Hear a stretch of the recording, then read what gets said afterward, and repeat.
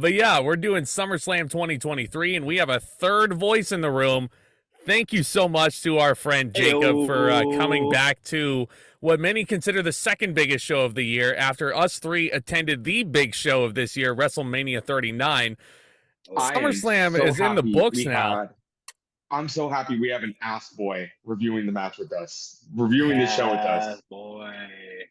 Woo. Now let me hear you say ass boys. No, he didn't want us to call them the ass boys because he wanted a free hat. I wanted the hat. I'm gonna stick by that. I wanted the free hat. On eBay. Come on. Still not gonna let that go. But Jacob, how have you been, my friend? Hey man, living life, just taking day by day, essentially. Hell yeah, dude. Well, we're not at WrestleMania, so life sucks. Yeah. Dude, tickets are going on sale this Friday for Philadelphia, and it's depressing me that I'm not going to be in the stadium this time around. It's going to be weird. It's going to be really weird. No. I told my wife, because it's her birthday weekend, I was like, I'm sorry, honey, but if Cody is in the main event for the match, I love you, but I'm going to take a round trip. Oh. If Philly gets the moment we were robbed of, that's exactly why I was like, yo, I got to go. I mean, that's what's going to happen, though. That's what's going to happen. Just be prepared. It's got to finish the story at some point. But, okay. We watched a hell of a show, gang. SummerSlam 2023. It's in the books. It took place at Ford Field with a disputed 60,000 people in there. It had the old school Born to Be Wild theme song because it's got the get your motor run. Like, you know, it's got that, like, you know, Motor City feel. Yeah, you had Kid Rock in the opening video package, which kind of, you know, we got Kevin Hart. This is a significant downgrade. Made my blood curl, that's for damn sure. But yeah, about 60,000 people in the building. Tomas, what are your initial thoughts on SummerSlam? What was your excitement level? This was a very good show, but unfortunately, in the string of fantastic Triple H pay-per-views we've gotten since he's fully taken over, I feel like this was, I don't want to say the weakest, but the most underwhelming. I feel like a lot of these matches could have been more than they actually were. I feel like some of these things were, you know, ended up being good, but, you know, I was just rewatching the Battle Royal and I don't understand. It gave me vibes of the very first Andre the Giant Memorial Battle Royal. Like, it was stacked with names that WWE had nothing to do with right now. Like, you look back at 2014, you got Kofi Kingston, Big Show, The Miz, Cesaro, Khali, Rey Mysterio, all these big-ass names in this Battle Royal that it's like, WWE, you have nothing for Christian Cage and Alberto Del Rio, former world champions in this. It's like, and then you look at the Battle Royal, which I'm not going to get too into it right now, but that's just an example of stuff like that. Then you got, like, the MMA rules match that everyone was very... They didn't know it was going to be, and it ended up being what it was. There was just like a lot of examples of this show that I just seen done better on other pay-per-views. But other than that, this is a very solid show. Very, very, very solid show. Now, let me say this right now. I could tell Jacob disagreed with you, by the way, when you said it's one of the weakest of Triple H's regime. I don't want to say weakest. It's just probably the most underwhelming, and I will get into more detail on that as we get into some of these matches. But I totally lost my train of thought, and not your guys' fault. No, it's fine. Yeah, it was a good. A good pay-per-view is not defined by holy shit, this guy returned, or holy shit, this person interfered. You know, you look back at all these pay-per-views we've gotten. I just want solid wrestling. We got solid wrestling here, but I just feel like some of these matches were holding back. Big time. Big time. Yeah. I don't really feel like this first match held back a ton. You had Logan Paul versus Ricochet in this opener, and the only reason Logan Paul went on first, by the way, Jacob, is so he could walk his brother to the ring for his fight, which I don't remember where Jake was fighting that night, but yeah, Logan wanted to get the hell out of Dodge, and he wanted to get his match out of the way. Very, very happy for Ricochet that he got this spot, and I'm glad that he's getting the push that he deserves right now. Yeah, you know, let me get this out of the way right now. A lot of people may have been saying like, oh, Logan Paul is giving Ricochet the rub. No, Ricochet is giving Logan Paul the rub. He sure is. Big names. Miz, Ray, Dom, Rollins, Reigns. They've been giving Logan Paul the rub ever since this thing started. What you're gonna tell me that mid-card or a pre-show kind of guy is giving a social media superstar, quote unquote, a rub. Like, hey, Logan. the man's a formerly Logan's still Intercontinental champion, but I just got reminded that last night. I forgot about that until Michael Cole had to say something. He was the one that Gunther beat for the tell you. title last year. Let me tell Yeah, you. see, I don't even Logan- remember that because Gunther's title is here and Ricochet's. Logan still got to pay his dues, brother. Yeah, he sure No, does. 1,000%. I mean, getting Yeah. your ass beat by the Tribal Chief, by, the Miz, Ricochet. Yeah, 100%. Mm-hmm. Jacob, what do you think of this match initially?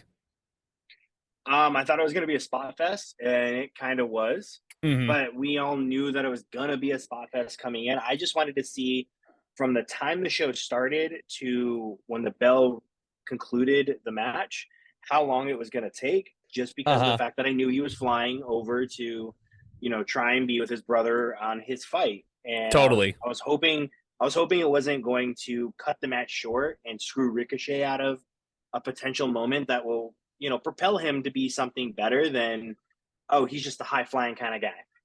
Mm-hmm. Yeah, I see what you're saying there. It Logan honestly, yeah, go ahead, Tomas. Can be a bigger star he wants. I don't think WWE is going to be like, hey, oh, you don't want to go see your brother fight? Like, oh no, don't worry, we'll make sure. It's like, no, man, if you're in this for the long run. And they had a very good stretched out match that went almost 20 minutes. They got 18 minutes on the dot. It was good. Yeah. What really surprised me about this match is that, it had its spots, its really good spots, but this is one of the best technically wrestled matches by Ricochet. In my opinion, this is the best technically wrestled match Ricochet has had on the main roster, probably since NXT when he fought Adam Cole. Yeah, which was 5 years ago at this point. Damn, yeah, it's been a long time since we've that match where Adam Cole countered one of Ricochet's moonsault into a super kick, a spot that a lot of wrestlers that have tried to replicate but have failed to. Cole and Ricochet were the only ones that got that shit to look as clean as it did. They couldn't do it. They couldn't do it. Memory. So, to Jacob's point, this match was an absolute spot fest, and the whole story behind it was these two were trying to have the most viral match in SummerSlam history. This was built off of the spot that these two had in the Royal Rumble match, which I called preposterous a few months ago on this very podcast. I was like, this is so freaking ridiculous that these two would go for it, but it turned like I've watched that spot back so many times since it happened, and I was like, okay, I know Logan Paul's a piece of shit, but that was a pretty clean spot to give him credit. That's example number one. I don't think this match was very viral. I thought they did a lot of cool stuff. I thought they did a lot of great spots. I think Ricochet was making Logan work because Ricochet makes this shit look easy. And when Logan was trying to match him, the moonsault comparisons, like again, Ricochet makes it look so easy. And one spot in the match that I'm not gonna lie got a huge fucking laugh out of me.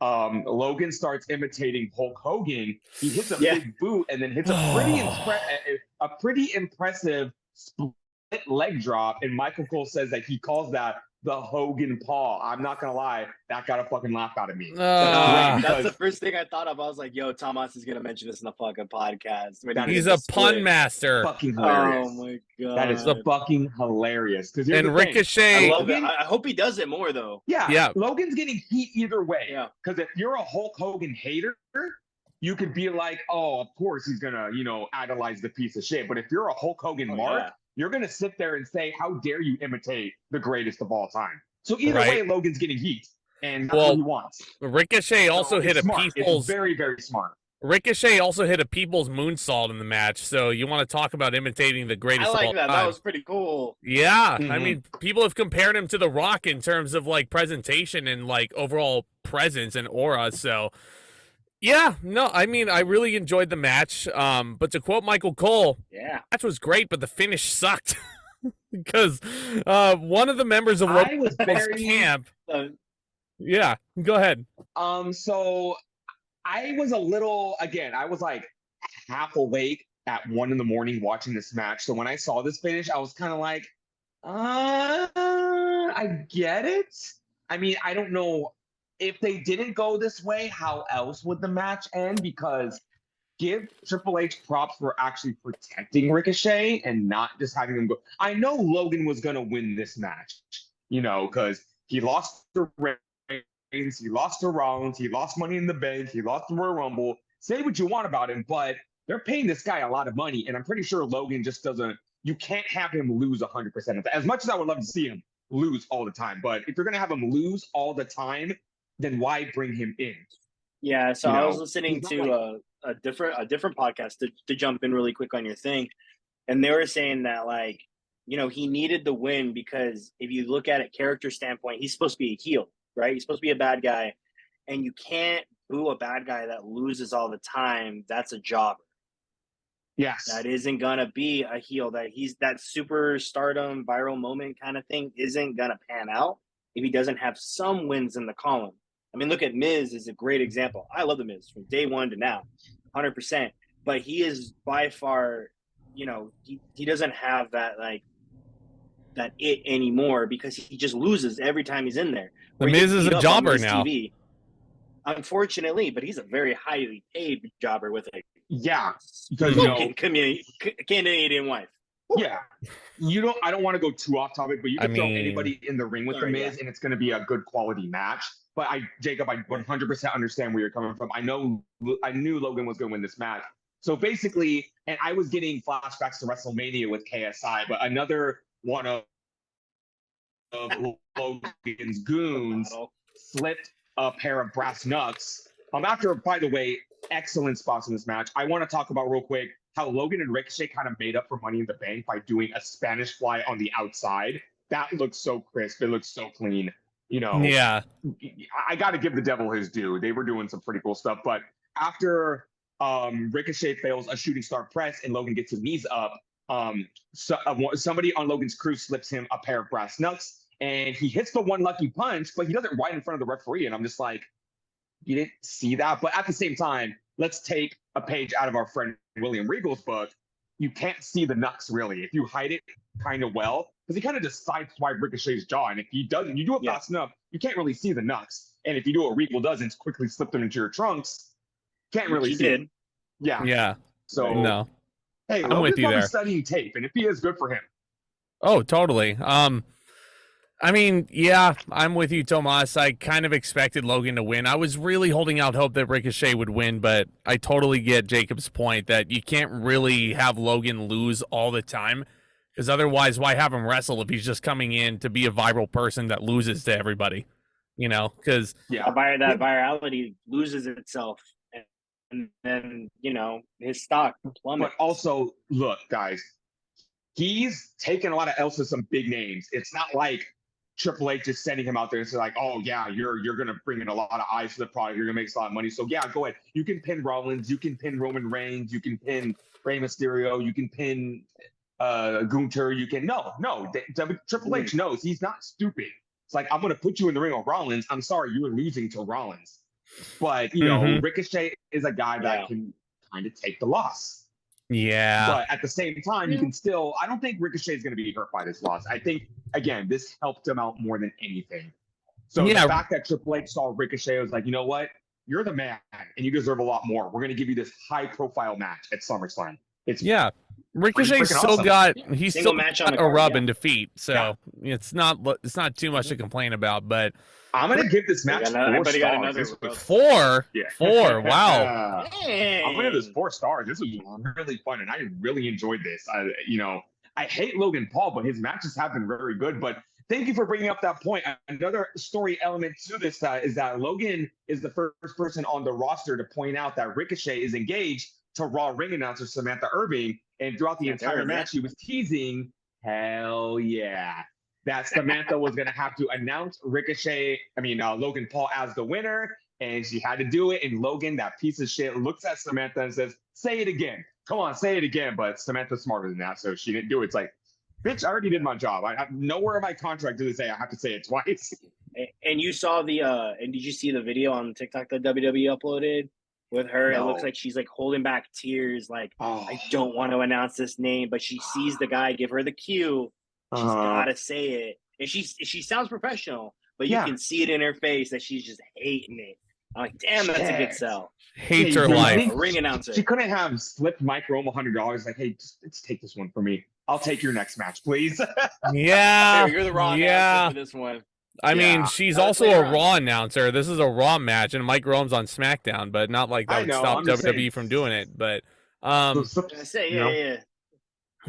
in any case, yeah, really solid opener. I really enjoyed it. I mean, there were a couple of clunky spots in there. The Spanish Fly, I mean, it's a clean spot and concept, but definitely could have been executed a lot cleaner. But I love their ambition. Absolutely love their ambition. But at least Logan didn't almost fucking break his neck like he did in Money in the Bank. that's true. Oh, I mean, God, yeah. you know, I mean, it wouldn't be the end of the world if he did that. But anyway, Agreed. let's keep going. What do we got next? It's a big one, Tomas. It's a Up really next big one. Was a surprise that it came this early in the show, but in the end of this trilogy, this big trilogy that has been going on since the night after WrestleMania, you guys were in attendance when this feud started. It's the American Nightmare, Cody Rhodes taking on the Beast Incarnate, Brock Lesnar, in a regular match. It's a one-on-one singles wrestling match. You know, like it should have been. We'll get to. I mean, Keyword, they same teased. thing we got at Backlash, the same thing we got at Night of Champions. There was rumors speculating that it was gonna be a something match. It could have been a no holds barred match, Dog collar match. No, why do a dog collar when full rope is literally Dusty's? That's Dusty's fucking match, and they could have went. What did they do at was it Backlash or Payback with him tag teaming with Goldust? What was that? They had he didn't tag team with Goldust. It was the bull rope, like you were saying, but had a cowbell or something on it. Yeah, that's Texas bull rope. Yeah. Double or nothing. Was it the first Double or Nothing? Okay, it was Double or Nothing, wasn't it? Yeah. Cody and Dustin fought and had an actual feud in AEW, like at the very beginning of it, like before Dynamite even happened. But yeah, we were speculating and we were thinking something was going to happen and nothing came of it. It's just a regular old match, and that really sent me into this match just like, oh my God, we're going to see the same thing. And I wasn't wrong. I mean, this was a very good match. This was their best match. Trilogy. This was I thought they told a great story, even better than Night of Champions. And I love the story they were telling in Night of Champions. Good Lord. It was almost like they were playing King of the Hill for a lot of the time. And I hate saying this, Tomas, but the way this opening part of the match was booked with Brock Lesnar wanting to accept a count-out loss, continuously tossing Cody out of the ring, he's like, do what's smart. Stay down. It's only going to get worse from here. And he actually did. The microphone actually did audibly pick up Brock saying that to him. Yeah. This could have been last man standing also. There really could have been last man standing. And I would have hated my life. But and here's the thing. Anyone who's willing to get in the ring with Brock Lesnar can't be scared to bump. And Cody bumped his ass off for Lesnar. In this beginning segment too. Lesnar does this thing that was nasty that he back body drops Rhodes, but he does it without even leaving his feet. He just picks him up and scoops him over his head. And I'm like, oh my God. Yeah. Lesnar was doing some stuff in this match that I haven't seen him do in a while. And that's what I really hated about it. This wasn't Suplex City. And I think that's why I like this match Thankfully. so much. Brock put his working boots on for this one, gents, and Cody met him halfway and then some. These two obviously were saving the best for the rubber match. I mean, their Backlash match was really good, I thought. Night of Champions had a bit of a disappointing finish, but this one tops both of them for sure. Just the drama, storytelling, Cody Rhodes' emotion throughout the whole thing, the fact that he kept coming back for more and coming back for more. He's still the guy. He's still the guy. Took an F5 on the outside, and then he took an F5 through the announce table that almost didn't happen. He bounced off that table and then it collapsed. And I was like, oh my God. You know how worse the table was kind of thinking should I break? Should I not break? All right, I'm going to break. Yeah. Damn table has a mind of its own, I swear. I wonder how much more. I wonder how. F5. Go ahead. Didn't break the table. Lesnar would have just scooped him up again and did it again. So thankfully for Rhodes, it did break. I mean, looking at Brock and how he was in the match, stamina-wise, I wonder how much he had left in the tank. I mean, this guy's a machine, but the guy was a fucking tomato. 2 minutes into the match. buckets. Like, Good 3 minutes into the Lord. match. Like, once that first spot happened where he dumped Rhodes to the outside, like, he was sweating buckets. And I'm like, again, it's a running joke I've had with Lesnar for the past 10 years. Exhale.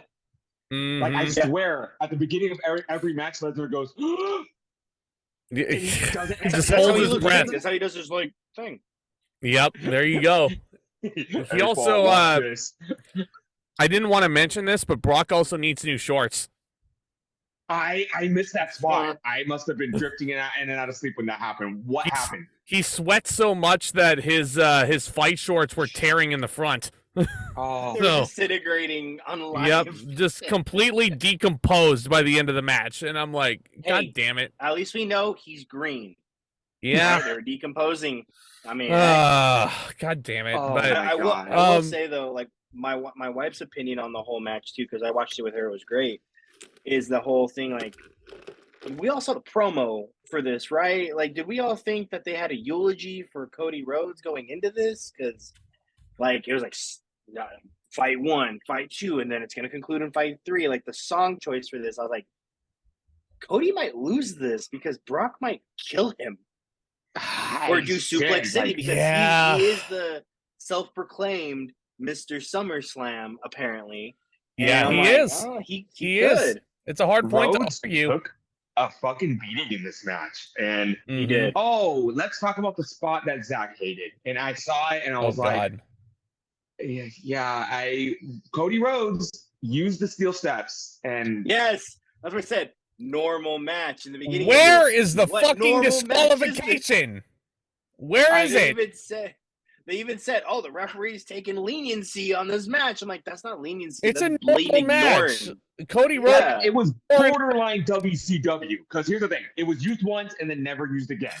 But if they would have used it continuously, I would have said like, "Okay, this is WCW now. This is 2001 WCW, where there's only rules when it's convenient for them." For God's sake, man! I mean, like, I forgave it just because it was once. Like if there would have been low blows and continuous steel step shots, if there was interference, then I would have been like, okay, guys, like you could have at least said at the beginning of the, you know what would have worked? At the beginning of the match, they would have said you can only win this match by pinfall or submission, which there would be no disqualifications, but the emphasis wouldn't be on that. Take Triple H and Sting, for example. When they said you can only win by pinfall or submission, if they would have said no DQ, we would have expected weapons and all this stuff. No, they put that rule in place so they could have all the interference and not have to worry about that. I feel like if they would have done that here, it would have warranted, a steel step shot, a low blow, something like that. Yeah, I see what you're saying. I was expecting a low blow from Brock from a couple of those covers. He used to do it with Roman, and then Jey did it with Roman or whatever when they kick out. Goes right in between his legs. There was a spot. There was a couple times Cody had gotten that pin, and I was over here like, "Yo, Brock's gonna low blow this fool," and he didn't. Thankfully, he used the other arm, but I was like, "Damn." Cody makes a heroic comeback, and he decisively pins Brock Lesnar, hitting 3 crossroads in succession, which is exactly how the feud should have played out. Cody should have won this from the very beginning. Brock was there to basically put Cody over, give back to the business, endorse him. And something that was not planned is Brock does a stare down with Cody at the end, removes his fight gloves. Plants a big old kiss on him. No, he doesn't. No, he shakes his hand, raises it. Cody's now been endorsed by both Brock Lesnar and John Cena. How this is not basically telling you this is the guy going forward, like I don't know what else, but yeah, this match is freaking great. 4 1/4 stars. Best match of the trilogy. Oh, yeah. 3 3/4. I thought it was great, but I've seen this match 2 other times. Like, needed a stamp. But it was great. Fair enough. I liked it a lot. Yeah. There was 4 for Jacob, huh? He's going to meet us halfway. Okay. I think this is the first time in WWE that Cody Rhodes has hit the triple crossroads. Because I know he tried it at WrestleMania, and it didn't work for Solo Sikoa. And that was really cool that he saved it for in AEW, he used to hit the triple crossroads all the time. What would have made his matches with Brock more meaningful is if the title was on the line, but no, that's... I 1,000,000% disagree with that statement. All right. I 1,000,000% disagree with that statement. All right. Gives Brock a reason to go after him, but you know, we I still That doesn't need a reason. We I still- mean, he doesn't. That's like when the Undertaker towards the end of his time, where he was just like, "Oh, Undertaker, I don't know, he doesn't. Fucking You Undertaker." know, we used to draw out the Undertaker. You simply saying, "I'm the best wrestler on SmackDown." You'd be like, "No, bitch, you are not. I am." And Teddy Long comes out here. I got you in a tag team match. Go one-on-one with the Undertaker. Undertaker. No, we're not gonna do that. Yeah. But And yeah, what we have up next ended up being a lot more fun than it needed to be. yeah. It was a fun match. Yeah. Mm-hmm. And what was it? It was the Slim Jim SummerSlam Battle Royal. There were 25 blokes in the ring who didn't have anything else to do. One of And this fucking Battle Royal got a fucking by the numbers video. Like it got a fucking Yeah, didn't it? Of the Battle It Royal. did. And It's It's like like, it got a promo package. shut the fuck up. You swear like you guys don't do this like every 6 weeks. They use like, oh, this is a big Battle Royal. Like there was nothing on the line. There wasn't even a trophy. There was Literally you didn't even get like a you didn't even get nothing a on the lifetime line. supply of Slim Jim. Come on, we could have got But Braun appar- Strowman's championship that he still hasn't defended. Oh, Right? fuck, the Saudi, greatest you know- Royal Rumble championship? Yeah, no, you I was fucking gonna wish. say you don't even get a lifetime supply of Slim Jim, but then again, Edge has a lifetime supply of Slim Jim. I think LA Knight and Bianca Belair have a lifetime Yeah. supply of Slim Yeah. Jim now, thanks to this sponsorship.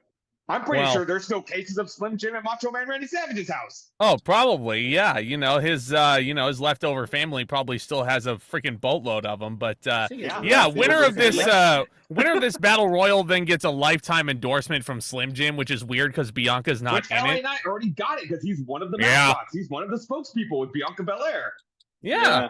Yeah, you know, but How weird was right. it though that the United States champion was in there though? put and he the didn't get it U.S. in. title on the line, right? No.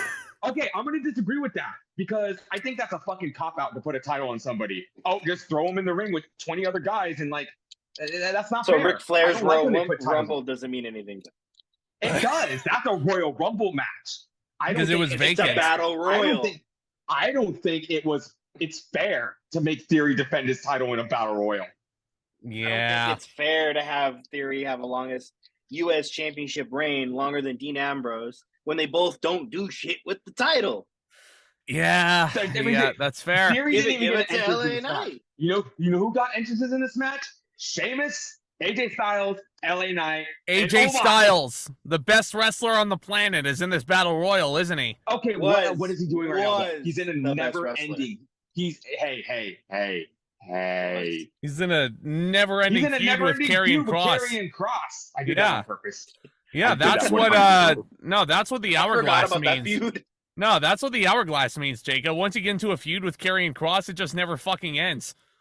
So here's who we Yeah. have in this match. And we had some names that we haven't seen in a minute. Apollo Crews. Yeah, aren't you happy he wasted his time at NXT just to come up and be a jobber again? Right. JD Jeez. McDonough, where you been, buddy? Saw you like 2 months ago, and you're back. He's Rick trying to get in Boogs. good with Finn. Rick Boogs, great gimmick, and then they took it away from him. They took his electric Mhm. guitar away. They sure did. Yeah, they did. Alpha Academy, Batiste. great. Viking Raiders, awesome. Shinsuke Nakamura, cool. Tommaso Ciampa, Cameron Grimes, they're sure doing great things with him, aren't they? Nothing. They're doing absolutely United nothing States with him champion. right now. United States champion Austin Theory, Santos Escobar, who's going to challenge him on Friday. Both members of Imperium, all three members of the Brawling Brutes. Matt Riddle, rest in peace, your push because you're a cokehead. Yeah, Omos. Broserweight reunion. I was happy to get a Broserweight reunion with him and Pete Dunne, but Omos threw them both out. Omos got an entrance. MVP introduces Yeah. him, and it takes freaking 9 men to eliminate the Nigerian giant. The guy who The Miz, that's Yeah. expected. How did Grayson Waller go from wrestling Edge to being a jobber in this battle royal? Seriously, how did he get the biggest push and all of a sudden, like you said, there's nothing. It would have been great to see him. Like, I love the fact of who won, but in order to make him the big heel that he was like in NXT, he eliminates LA Knight and the two feud on SmackDown, and boom, you got something for LA Knight to beat. better yet, have Grayson That's- Waller win the battle royal because it doesn't That's really a good mean point. anything. That's a good point. When we get to the end of this match that I want to bring up, Karrion Kross again. What are they doing with him? Bronson Reed. They are really starting to waste this guy's time. He should be a fucking killer. And yeah, Styles and Sheamus. you brought up Omos eliminating the Broserweights. You think Michael Cole would have mentioned that they're former NXT Tag Team Champions, but Nope. that wasn't Butch. That was Nope. that was Pete. Nope. Must be done. They're not going to do that. Not going to do that. But a very weird chain of eliminations where Ciampa eliminated Nakamura, and then Reed eliminated Ciampa, and then Theory eliminated who eliminated Karrion Kross? Santos Escobar. Eliminated. I thought it was AJ. Kross. Did Styles? He must have. He must have, because Karrion Kross came back later and pulled AJ out of the ring at the final 3. Did he? He did. No, he did. Wait, who? Karrion is at the very end. Kross was eliminated by Escobar, I thought. He was? Yeah, Kross eliminated Escobar. And then that doesn't Escobar. Yeah, but that doesn't make any sense then, because why would Karrion Kross come back to cost AJ if AJ didn't eliminate him? Because he just doesn't fucking like him. Oh no, now I remember, because when he eliminated Styles, he said, this isn't finished until I say it's finished. I'm telling you, man. He needed a reason. I'm telling you, man, that's what the hourglass means. Once you get into a fucking feud with this guy, you're stuck with him for the rest of your career. Stuck, man. Yeah, so Chad Gable teased a chaos theory onto Bronson Reed, and you know what? He should have fucking did it. He should have fucking did it. He should have. After seeing what he did at Mania and what he continues to kind of do, that is a feat of strength, even though he did it with Braun, right? Yeah. Yeah. Yes, yeah. New number 1 contender for the Intercontinental title, by the way. Gable is going to do that to Gunther at Payback, and he's going to get the biggest pop of his career. Yes. I hope to God he wins, because that streak will be broken hopefully by Payback time, right? He's got 32 days to break Honky Tonk Man's record, so I think he's going to retain a Payback and then lose at Fastlane. So, man, I don't know. Yeah. I don't know if he'll lose an historic reign at Fastlane. Maybe Survivor Series. We'll see.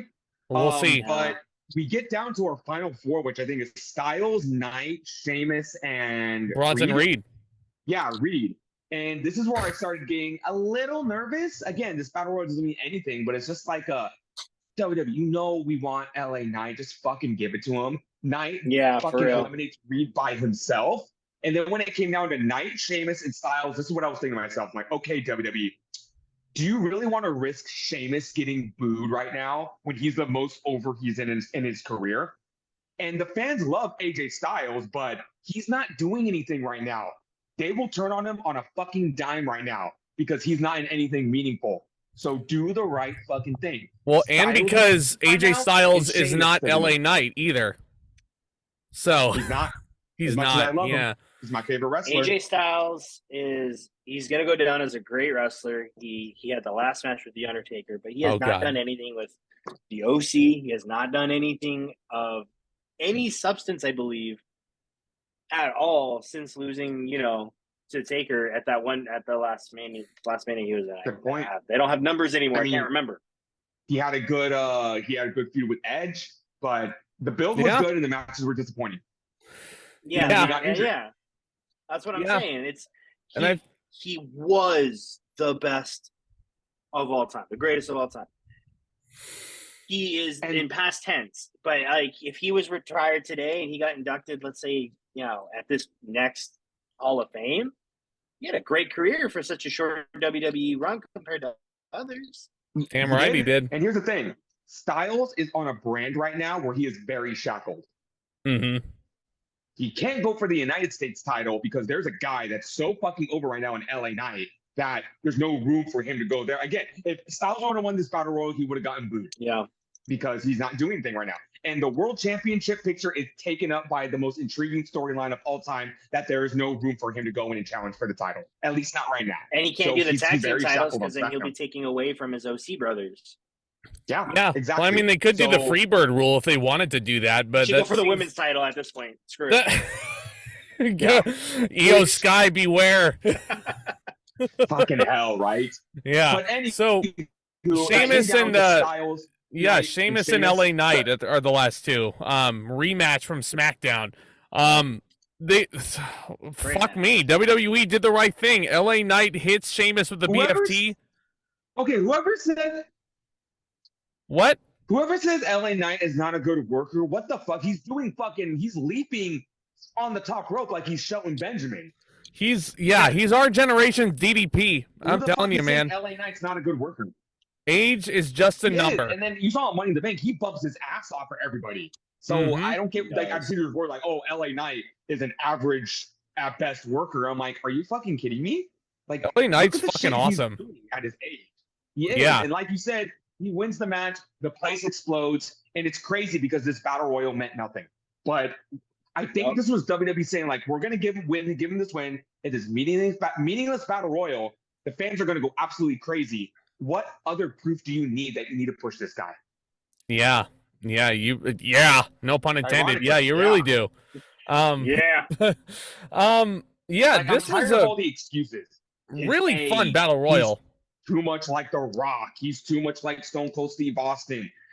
He has attitude problems. He's an average worker. He is over. He's just a fad. No, the fans like him. We cheer him. And you know why we cheer him? Because it's not the only reason why, but one of the biggest reasons why we cheer him is because you don't want us to cheer for him. And when you tell fans don't cheer for this guy, they're going to cheer for him. Zack Ryder. Yep. Zack Ryder. Vince was like, don't cheer for this guy. He's a jobber. It's like, no, we fucking love this guy. Well, we couldn't help it. We couldn't help but cheer for Zack Ryder, could we? Man. But yeah, that's my fucking LA Knight like defense rant. So this was a meaningless battle royal, but I'm so happy they gave LA Knight something, and it was really fun. Like, it was more fun than I expected it to be. Considering I didn't even know who was going to be in this thing. I gave it 3 stars. This was a very fun battle royal. It's a better battle royal than I would expect. Yeah. I don't know how to rate battle royals. Jacob, final thoughts on this match? I'm going to agree with someone else. I don't know how to rate a battle royal either, so I'll give it, I guess, a thumbs up. It was good because it gave us the win Knight should have had the last time he had a big opportunity. Which I'm sorry, I'm not a wrestling buff like Tomas here when it comes down to that. But yeah, thumbs up. It comes down to LA Knight wins, and it immediately cuts to a new Slim Jim commercial with homages to the late Macho Man Randy Savage. LA Knight and Bianca Belair are the spokespeople, and it just warmed my heart to see that. Just warmed my heart to see Slim Jim back in the fold. God, how would you? Well, this is the first time since 2010 when Edge became the spokesperson for Slim Jim. A deal that that's right. I forgot about that. Get this. That was supposed to be CM Punk's. Oh. And I don't know what made them switch to Edge. But yeah, remember Edge was backstage at Raw, and there was a string of Monday Night Raws where Edge, just because he was the spokesperson, he was always eating a Slim Jim. I'll tell you why. He would talk about, like, I'm the new Slim Jim guy. I'll tell you why it went to Edge. It's because Edge is not a piece of shit. So, anywho, how would you guys feel if you were just chilling in your living room and fucking Bianca Belair and LA Knight broke down your walls and tried to shove Slim Jims down your throat? That's what this commercial was. God, could you imagine? That would be go ahead. Freaking awesome. Yeah.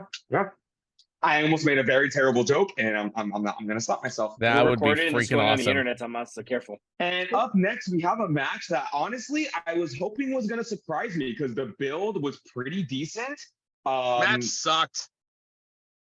Yeah, you didn't give me a chance to say what it was. It's Shayna Baszler, the submission magician, taking on the baddest woman on the planet, Ronda Rousey, and what was being billed as an MMA rules match. Now, as you guys remember, which meant what? We didn't find out until we got to the ring. As you guys remember, at Money in the Bank, Shayna Baszler kind of surprisingly turned on Ronda Rousey, costing themselves the women's tag team titles. Rumors have been speculating that this was always the plan, but it was not supposed to be this soon. They were going to stretch this out to WrestleMania, but Ronda Rousey's contract is coming up, and she does not want to re-sign. So they kind of like are shoehorning this feud a little too soon. Because this was Rousey's plan. She wanted to end her career wrestling Baszler. And they cut some pretty decent promos against each other in the lead up to this match. They announced it was going to be MMA rules. They were great promos. I mean, I'm not disputing that at all. Presentation. People were even saying that the Ronda Rousey of 2018 was starting to show like back up in this feud after being dormant for so long. But number one issue I had in this match going in is that the match is going to start and the referee is explaining the rules right then and there. And I'm thinking like, gee, this sure would have been nice to know last week on Raw. And the rules are you can't win by pinfall. You can only win by submission or knockout, which in concept is cool. But again, I don't, nothing against MMA fans, nothing against UFC fans, nothing against any other like sort of combat sports fans. But I don't watch professional wrestling to watch a mixed martial arts match. And when this match was happening, I couldn't help but think, does it all have to be grapples and submissions and strikes? Like, why don't you like throw some pro wrestling in there? Like, I'll take for example, Lockdown 2008, Samoa Joe and Kurt Angle for the TNA World Heavyweight title in the steel cage. Like, it was a very MMA oriented match, but they were still pro wrestling in there. They still used the cage as a weapon once. It was still a very entertaining match. Like, again, I'm personally not a fan of UFC because when you watch it, it's very slow. It's a lot of grapples, takedowns, just trying to work your opponent over with strikes and submission holds. And that's what this was. It wasn't very fun to watch. Again, nothing against MMA fans. MMA fighters deserve just as much respect, but it's a different style. And this pro wrestling crowd didn't want to watch that. And it showed. Yeah. Did you want to watch this match, Jacob? No. Not at all, but I had no choice. I mean, to be fair, we were talking about this last month too, because when Shayna first turned on Ronda during the women's tag title match at Money in the Bank, it was so out of left field and so out of nowhere. Like, it was not teased or advertised or hinted at anywhere in storyline. Like, Shayna Baszler just for some reason just turned around while they were the champions and while they had momentum. She just turned and like, you know what, Ronda, I'm sick of you. I'm just going to put you in the Kirifuda clutch and then we're going to go into a program. Like, so out of nowhere. I don't have a match at SummerSlam. This time I get it. Yeah, it was very rushed because Rousey wanted out. So they were like, okay, well, I guess we have to do this feud now because she wants out. Again, if this would have had time to grow organically, they'd still be champions right now. I know this is crazy because the women's tag team titles are a joke. I could have saw them holding these titles until January and then the turn happening at the Royal Rumble. And then they could have built to WrestleMania. But again, Rousey wanted out. They're like, okay, our hands are tied. We have to do this match now. I mean, at this point, just take those women's tag team titles and throw them in a trash can Medusa style and then set the trash can on fire. Like, those are fucking nothing cursed. but bad luck. Nothing but even more cursed than the Cruiserweight title. Yeah. The reincarnation of the Cruiserweight title. But this again, match... There was really nothing to this match. I wanted it to be, I really, really, really wanted this match to be good, but it was nothing. You know what I wanted this match to be? Big... I wanted this match to be a fight pit match. Like, if you're going to go... in your goddamn fight pit, I swear. If you go full MMA, just put them in the fucking fight pit. You know? And then what's wrong with have that? an actual MMA referee in there that, I mean, if you think about it, how many times do they go out of the ring and they're like, oh, we need you in the ring? It's like, dude, they're gonna fall out. Like, we need to stop them from falling out. And then that causes breaks. Yeah. I mean, if you want to really make this feel like MMA, screw it. Get Bruce Buffer to come in and make the ring introductions. Why not? But aren't WWE and UFC sister companies now? Like, discount. But on the other side of the coin, I mean, some geek on the internet tried to say that, oh, this wasn't a real MMA fight, and Shayna Baszler hopped on and took that fucker to school. Like, you guys do forget that Shayna Baszler is a legit MMA fighter. Like, she's best friends with Ronda Rousey. They came up together. So, even though we didn't like the match, no geeks on the internet have any right to tell Shayna Baszler that wasn't a real MMA fight because Shayna took them to fucking school. Well, I mean, I think they should get in there and try it if they don't think it's a real MMA fight. So and let me get this straight. I fucking love Shayna Baszler. She is fucking awesome. They have been wasting her for almost 5 years now. And I sure hope they do something with her now. And it looks like the babyface turn is complete because I saw she worked Zoe Starks tonight. And Zoe Stark is a heel. God. Yeah. Two of your favorites. Well, I mean, that's like, that's like asking someone to haul a whole wheelbarrow of bricks all by themselves. It's not very fun. But yeah, so Shayna Baszler locks in the Kirifuda clutch and Ronda passes out. I mean, the crowd, Jacob, was saying it all. They were chanting, "This is boring." This was, because it's not what the fans came to see. Yeah, given the hype, it's probably one of the most disappointing matches I've seen all year. I can't give it more than a star and a half. And I know you guys are going to say that's generous, but I wanted this to be good. I wanted this to be good. I really did. Jacob, what do you think? Nah, 0. It didn't do much. Oh, they're not going to do crap with Shayna. I mean, they tried on Monday Night Raw with Zoe Stark, but even they're wasting their time with Zoe. It's just it's what Miz said to LA Knight, just a flash in the pan. Flavor of the month. Yeah. I was going to be really generous, but after talking about this match, like, the best part about it was Ronda's spoof UFC gear with the WWE initials on it instead. That was the best part of the match. That was her gear. Give it 1 star. 1 star for effort. Yeah, again, I really wanted this match to be good because I like both of these girls, and I know I'm in the minority when it comes to that, but it's done. Apparently, Ronda Rousey put something on Facebook saying, or on social media in general, she put something up saying, like, "You're the reason why I got into pro wrestling, and now I have no reason to stay." So that could be her just quietly taking her bow. And I'm not saying this is the last time you're going to see Ronda Rousey. I do think she's going to be back. Maybe she just needs to not be in the business for 5 years, because say what you want about her, this business broke her. Maybe she just needs to go home, be a mom. I don't know. Maybe go back, maybe do something different. Again, give her a break. Give her a nice long break. I mean, as long as Vin Diesel doesn't come calling, asking her to be in a Fast and Furious movie, I think her career will be just fine. Now that's going to happen. Thanks. Now I think her career will be just fine. It'll be just fine. Maybe it'll revisit the Fast franchise when that happens. Well, she's already on a fucking reality show called Celebrities on Mars, and I'm like, what the kind of fucking drugs do you guys pretend to be on Mars? Yeah, with Marshawn Lynch, I think, of the Seahawks. But what kind of fucking drugs do they take? Good kind, apparently. Yeah, but in any case, we get the first of 4 title bouts on this card, Jacob, for the Intercontinental title. Gunther defending against the returning Drew McIntyre. How excited were you for this? Gunther. Thank you. Gunther. It's Gunther. It's Gunther. That's how it's spelled. Oh, God, he's going the whole way. I was excited for this because I knew it was going to be a great match like it was at WrestleMania. I knew it was going to be hard-hitting, everything else. But we all knew how the finish was going to go. You got 32 days before he breaks an Elvis impersonator's freaking historic reign. There ain't no way this man was going to lose. And if he did lose, then I would have put money Roman was losing later too. And here's the thing. They really put Drew McIntyre between a rock and a hard place, because this is the kind of match you put on SummerSlam. It's a big, huge marquee match. And McIntyre, you're kind of trying to keep him happy because his contract is up at the end of the year. But you don't want to break the reign. And I'm there. I want Gunther to shatter this record.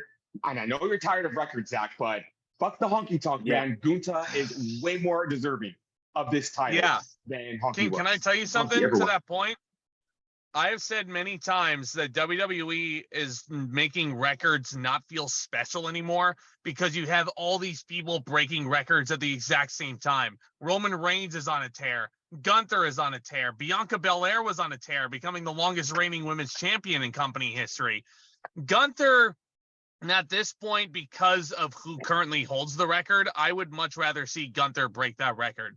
You know, like, absolutely. He's the exception. He's the exception. I will give you that one, because if anyone in the company is going to be breaking any records, it should be Gunther. All things considered. Him and Drew McIntyre went in there. Are you forgetting that Gunther held the NXT UK title for over 600 days? That is not a feat that should be ignored. Like, this man, since the minute he stepped into any sort of WWE environment, was built as who can fucking beat this guy. I remember when he made his debut in NXT UK when Pete Dunne was on a tear with that UK title. This man came out and everyone was just like, this guy's a fucking beast. Everyone in that arena knew who he was. I didn't know who he was, but then I look back at his history. I'm like, this guy is, if a grizzly bear was a pro wrestler. So the fact that they've been treating him so well on the main roster, it's deserving so. But you're true it's true on that. But here's the difference though. WWE won't acknowledge that because that was a Walter. Walter is different than this Gunther guy. This Gunther guy is something different. He built different. Yeah, Gunther is so much more ripped than Walter ever was. They have to be different guys. Zack. It's Gunther. Gunther.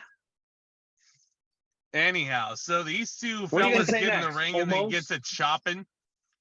Tomas. Let me get this out of the way right now. I like this match. It was a good match. It didn't come anywhere near the masterpieces Gunther and Sheamus had last year. I'm sorry. Yeah. Nowhere near. It was a good mid-card match. It was a great mid-card match. It was. Yeah. But nothing absolutely amazing. People were saying, oh, this is a match of the night. I'm like, was it though? It was good. Nah. But it was way too predictable. I don't know. I was just expecting, and the match only got like less than 15 minutes. If you were to let these guys really just go back and go the mile. If you let those two get 20 minutes and maybe in front of a hotter crowd, they could have very easily hit the 4.5 star range. But at this point, with where they were on the card and where the crowd was and the predictability that Gunther was beating Drew, like the best I can go is 3 3/4 stars. I mean, they were teasing the Claymore throughout the match. Drew eventually did hit it out of nowhere for the best near fall that he got. Gunther dominated a lot of this though. Like he was hitting, big move after big move. He was hitting a power bomb off the top, I believe. And that's what got the pin. Splash? Gunther is not a guy that should be able to do a splash as good as he does. Yeah. Hit a flurry of big moves to put away a former WWE champion, and he beat him clean. Didn't need help from Imperium. Why? You first, Jacob. Sorry, I was doing a little bit of side comparison because you were saying they didn't even have that much time to make it flourish. They didn't have much time at WrestleMania 39. It was literally 16 minutes and 40 seconds on the dot. And this match was 13:40. So a 3-minute difference. I mean, maybe just because of that extra factor of having Sheamus in there. Like, and that's actually a great segue into what I was going to say. I love Drew McIntyre, but I'm still not over the fact that Drew McIntyre got in the way of Sheamus winning this title. I'm sorry. This was Sheamus's title. And I feel like they just shoehorned Drew McIntyre. Had a fantastic match at WrestleMania, but I can't believe I'm saying this. I think Sheamus and Gunther just have better chemistry than McIntyre and Gunther do.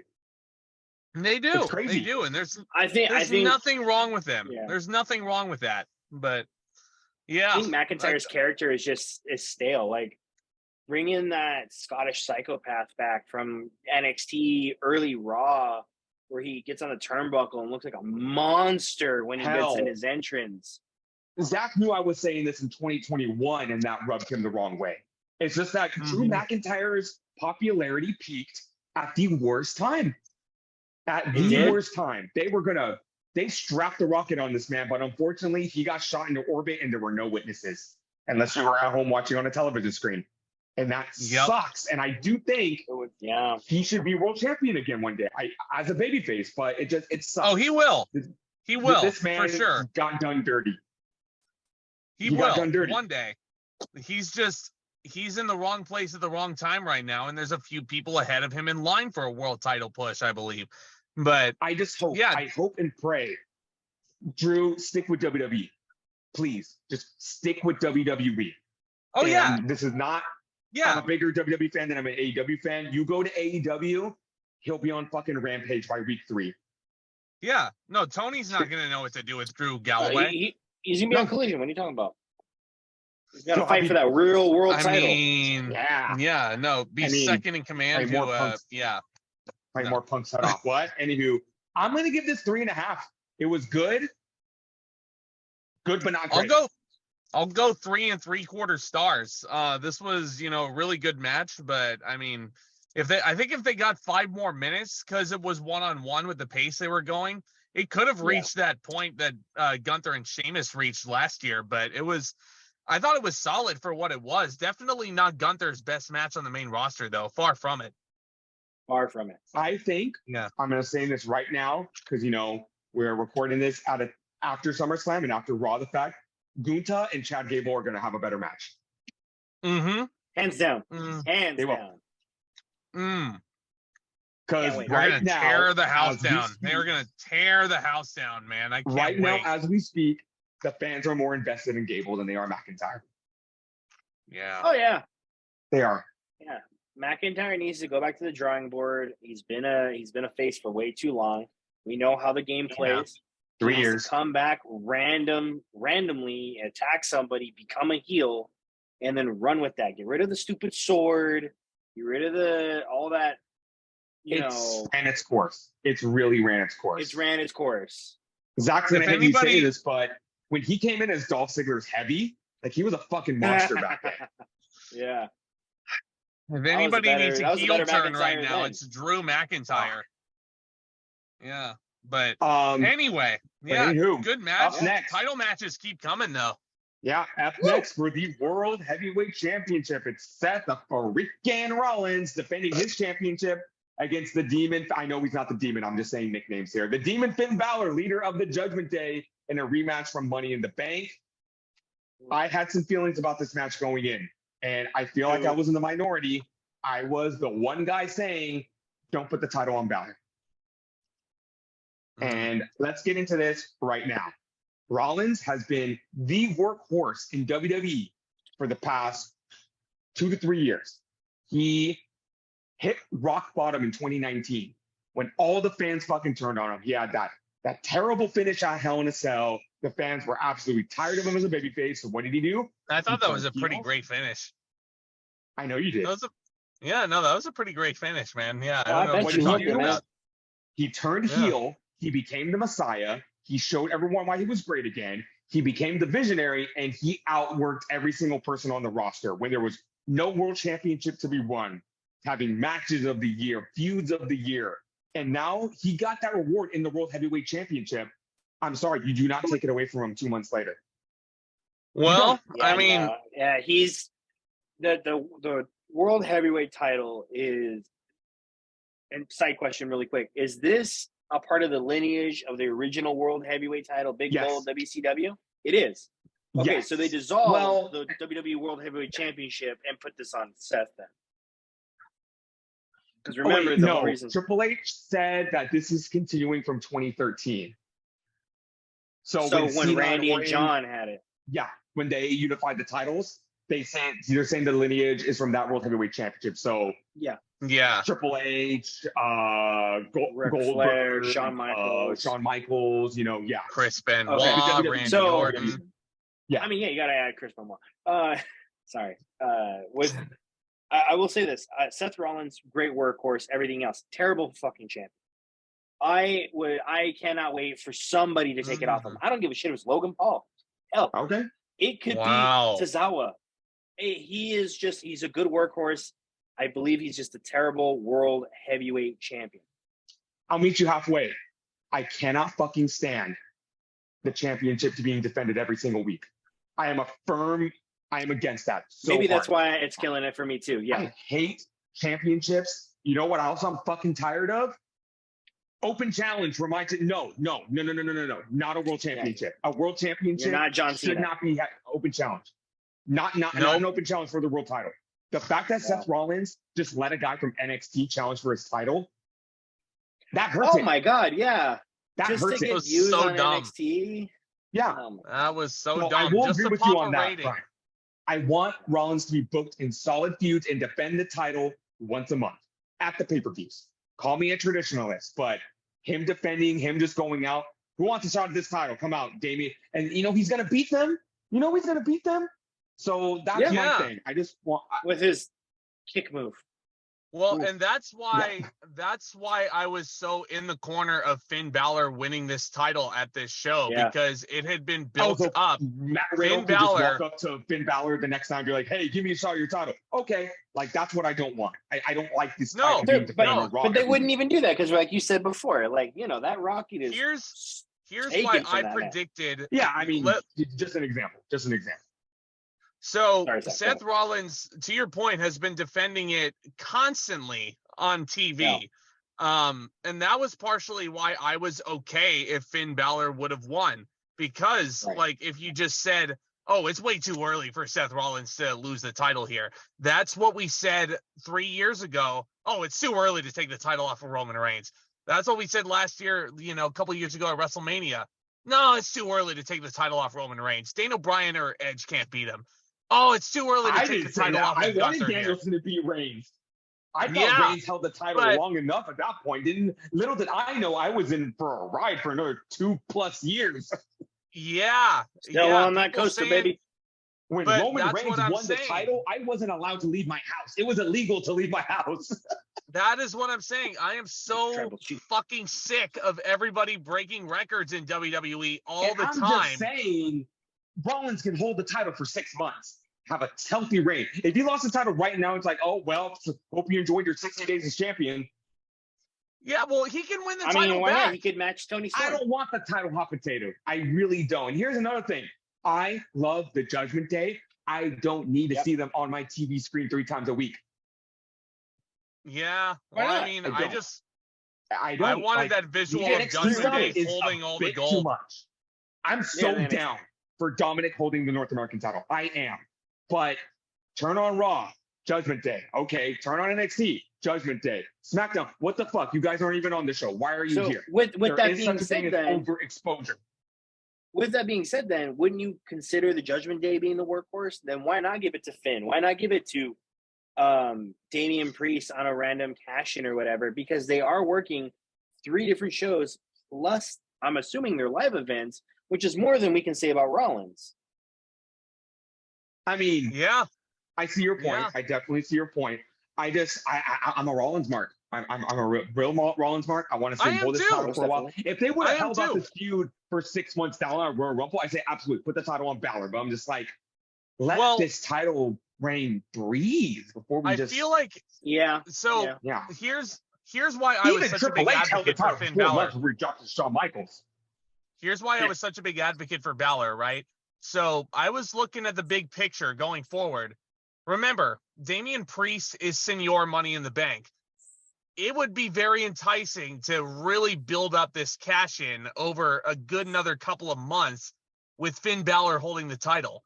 So I feel like this decision could have been more about the story rather than the stats. I don't really care about them padding Seth Rollins' stats right now. I love him. I want him to have a healthy reign too.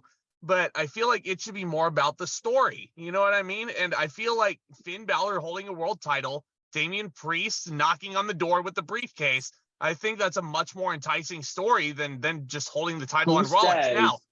That has to happen right now, though. Who says they can't come back to this? I have no desire to see Rollins and Bálor wrestle each other again. Honestly, like, it was a great match. Can't get it done.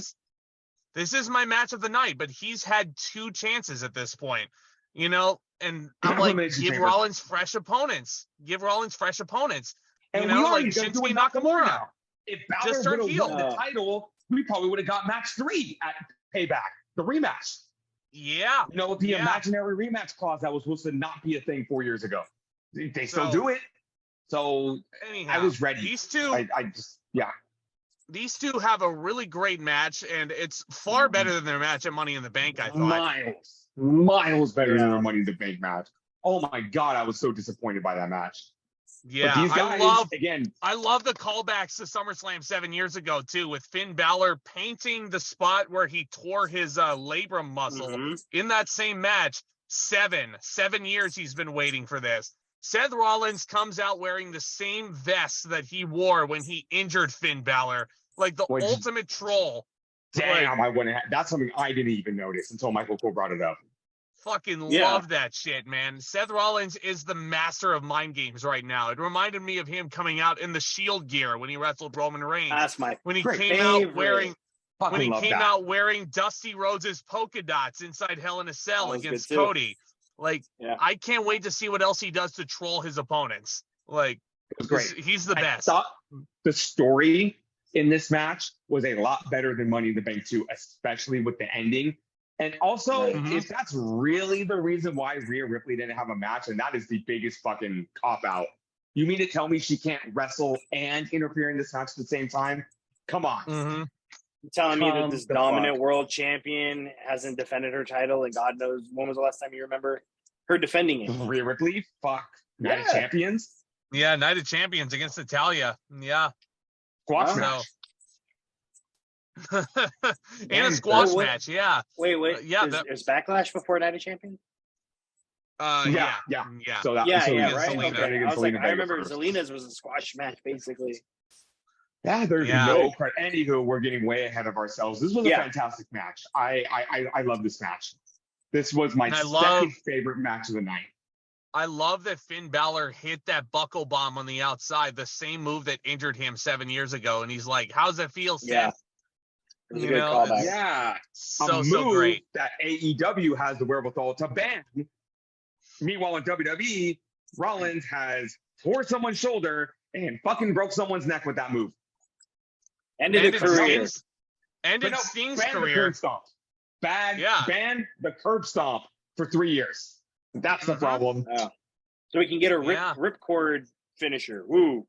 Yeah. The Revolution DDT. Oh, fucking hell, that DDT. So Jacob, let's talk about this finish real quick. Let's talk about this finish because it was a great match up to this point. These two have excellent chemistry, but then the Judgment Day runs down, Jacob. And what were you thinking at this point? I'm thinking, holy shit, either two things are going to happen. And one of them did. Either somebody's going to fuck up Seth. Mess up Seth. And Damian Priest is going to win the world title. And that's how they're going to have a rift with the Judgment Day. Or the boys are going to be boys, squabble. And Seth is going to capitalize and win because he is Triple H's boy. Mr. Cerebral Assassin Jr. is going to take advantage of it. And sure enough, he did. Finn Balor and Damian Priest kind of get into a disagreement about the plan that Finn had laid out. Damian Priest was offering the Money in the Bank briefcase like a good friend to use as a weapon. Rhea and Dirty Dom were distracting the referee. And Finn was like, I got this. And then Damian Priest slides the briefcase into the ring after Rhea and Dom are ejected. He starts distracting the ref. Finn goes for the briefcase, and Seth hits a curb stomp on the briefcase. Such a smooth finish. And Seth kicks the briefcase out of the ring before the ref can see the smoking gun in his hands. And he retains. He pins and wins. And Damian Priest on the outside has the best facial expression I've ever seen in my life. And Michael Cole is like, you've got some explaining to do. And I'm like, he sure does. It was your typical, it's kind of like when, the tag team partner hits the partner with a chair by accident, but no, you obviously did it on purpose. When it's like, dumbass, look at the video. It was kind of the same thing here. You look at the video, it's clear as day that Priest was trying to help Balor out, and then Rollins just got the better of them. I popped two for Rollins retaining. Again, I wanted Rollins to retain here. You can still add to the crumbling of the Judgment Day here. But here's the thing when it comes to Money in the Bank cash-ins, like we're going to talk about in the very next match, unless there is a clear indication that the champion is hurt, there's not going to be a cash-in. Like Rollins is still way too healthy. You either have to show a clear injury, wink, wink, or like a clear indication of fatigue. And Rollins wasn't showing either. So I knew it wasn't going to happen. You're right. You're right there. But this was my favorite match on the night. I'm going to go 4.5 stars. I loved this chemistry between the two. I would argue this is their best match with one another. They did have another match that I referred to last month on free TV where the curb stomp was ironically reinstated as a maneuver. That was a great match. For the longest time I thought was their best match. But this one might have been better. And I love the finish. It was such a creative finish. I don't care if people say it was copy and paste from Money in the Bank. I really dug it. I really dug the lore that was in this thing. Yeah. Remember in 2017 when Kevin Owens and AJ Styles of all people, they stunk up the joint at Battleground. Yes, I do. But then at SummerSlam they had a damn good match. It reminded me of that. Yeah. Well, it's not to say that Rollins and Balor stunk up the joint at Money in the Bank, though. No, I'm just saying they just had a very underwhelming match. Yeah. But I'm going to give it 4 stars. I thought it was very fun. It was a lot better than their Money in the Bank match. But my match of the night comes up next. And what is that? It's a 3-way dance for the WWE Women's Championship as Murder Clown Asuka defends against the returning Charlotte Flair. and Bianca Belair, who is sponsored by C4 energy drinks. Oh, she made sure during that entrance to turn the can around to show you she was drinking it. And she knew someone was going to be. She knew. No, Hey. she did that because she knew the minute she stepped through that curtain, she was going to get chewed the fuck out for not showing that logo. She didn't do it. Well, Jacob, at least she's sponsored by C4 and not Beyblades, right? Hey, Fucking hell. They do your champion fucking dirty on the third biggest show of the year. At least two things. This was not a mellow yellow ass boy match like Bray Wyatt and LA Knight had at the Royal Rumble. And at least there wasn't sin emojis. What's wrong with my sin emojis? Hey, Dominic Mysterio doesn't know what a sin emoji is. They don't have those in the Clank. Yeah, what's wrong with Sol Ruka? What's wrong with Sol Ruka? But anyhow, they introduced these new women's titles that look exactly like the men's titles, just with white straps. This match was interesting. Jacob and I were talking about it before we started recording. I thought this match was fucking great. Yeah. Was it though? I thought it was I think it was great. It had a lot of elements. You had Bianca Belair, who was deciding whether she was going to continue being a face or be a heel, just because of the fact of, she lost the title, she lost, this big match, she got screwed out of a rematch because Charlotte comes back and is like, I am the line. And then you have Charlotte, who was unfortunately 5-0 at SummerSlam. She had a Miss Undertaker kind of feel with the long streak there. And then you have Murder Clown Asuka. I mean, you can't say anything bad about Murder Clown Asuka. No, not at all. You're not ready for the Murder Clown Asuka. I'm just saying that. Nobody is. No, I thought it was great wrestling, but I felt like the psychology of the match and the storytelling really picked up once it became one-on-one. Because Bianca, I thought you were going to say the psychology was off. It's like, well, we're talking about Ric Flair's daughter right here, so. Right. No, but I just felt like when all three people were involved, it was weird because the wrestling was great, but it almost felt like they were doing moves and three people doing moves for the sake of doing moves without much of storytelling. Once it became one-on-one, once Charlotte and Asuka got in there and once they started reliving their history, I thought the storytelling was much better. And once Bianca started selling that knee injury, I thought the story of the match got really, really great. You know what this match reminded me of? Another SummerSlam match, oddly enough, that I think is super underrated. Charlotte Flair, Becky Lynch, and Carmella from 2018. Oh, this match was way better. But that match fucking slapped. Way better. And I feel like this match isn't getting the credit it deserves. Yeah, it was fine. But in any case, Bianca I don't remember what move she took that hurt her knee, but she was selling like she got flung over the top rope. Oh yeah, and that, there was a sound on the steel steps that almost sounded like her face or her knee had landed on the steel steps. It sounded gnarly. The steel steps. Everyone's freaking out about that. It made it look like the knee was gonna hit it, but she had slapped it, like Tomas said. You could clearly, when you did the replay, she slapped it. But in the moment, you're like, oh shit, she hit her knee. It's hilarious because it's a spot we've seen 700 million times, but everyone's acting like this is some big revelation. I'm like, guys. How long have we all been watching wrestling? I've seen this spot 17,000 times, at least. Yeah. Not this big revelation. Anywho, they did the spot where Bianca Belair gets taken out of the match just for her to get back in. That's when it really started picking up. I can't stand Charlotte Flair's moonsault. Fantastic. Charlotte Flair is my favorite women's wrestler of the modern era, but her fucking moonsaults are awful. It's like she's scared to bump. She's like, I'm going to do a backflip, but I'm going to land on my feet. She always has to land on two people. She always has to land on two people to take a moonsault. Moonsault she does. It looks like ass. But she wants to copy her husband's moveset? It's obligatory at this point. But, the finish of the match, last month's Women's Money in the Bank ladder match, Jacob, was super freaking creative. Because she had Bianca in the figure 8. And Asuka comes in and sprays the spicy blue mist, as Tomas called it in a recent podcast. Spicy blue mist in Charlotte's face while she's upside down. Yeah. And then she runs towards Bianca, who rolls Asuka up with an inside cradle. And Bianca on one leg is the new WWE Women's Champion. For the moment. That finish was so creative that I didn't even realize Belair won when the bell rung. I thought Asuka retained. And then me and Brittany looked at each other. I was like, did Bianca Belair just win the title? And we heard her music. I'm like, holy shit, can you replay that, please? But no, they didn't have time to replay it because Bianca Belair got up with her title.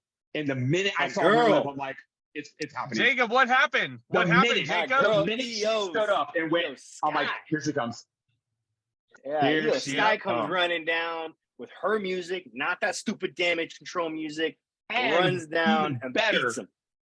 Bayley has the briefcase and knocks out Flair and Asuka for good measure to make sure they don't interfere with this. Adding to that story, because down the line, we're going to get it. We're going to get Io Sky and Bayley. But right now, she's still acting like the friend, like, I got you, Busty. I'm going to take out these girls so you can win the championship. And what happens? Yeah, so Io Sky goes in there. She chop blocks Bianca Belair with the briefcase. She cashes it in, and it's an 8-second match. Io Sky hits the best moonsault ever on Bianca Belair, and she's the brand new women's champion. Bianca Belair has the distinction of having the longest women's match in SummerSlam history and the shortest women's match in SummerSlam history as well, all in the same night. Yeah. Mm-hmm. So breaking records. I want to talk about records. Yeah. And here's the thing. When Belair won the title, I was happy because I love Belair. But the first thing I thought to myself, well, like, that's weird. Why did she drop this title to Asuka after having this super long reign just to win it back a couple months later? I was like, maybe they want her, maybe they just want to disrupt her title run so they could get this new belt, but now they want her to continue it. But again, the minute I saw the limp, I'm like, oh, they want Belair to get cashed on, not Asuka. I'm like, yes, understandably so. And Io Sky is celebrating with the title, and she is joined in the ring by Bayley and the injured Dakota Kai. I was so happy to see her. 1 year after Damage Control actually arrived on the scene in WWE, in the first pay-per-view Triple H actually booked as head of creative last year's SummerSlam. Damage Control is on top of the world. Io Sky is holding the WWE Women's title. Yep. I mean, it's great full circle storytelling there. And the same opponent that Puerto Rico was clamoring for at Backlash. That is proof that Triple H is listening. He's listening. Yeah, the same person that Damage Control walked out on to interrupt at last year's SummerSlam too. So totally full circle. It's great attention to detail. Booking, Vince would have said, you guys like Io Sky? Well, too damn bad. I don't like her, so we're not getting her. Triple H is like, oh, you guys like Io Sky?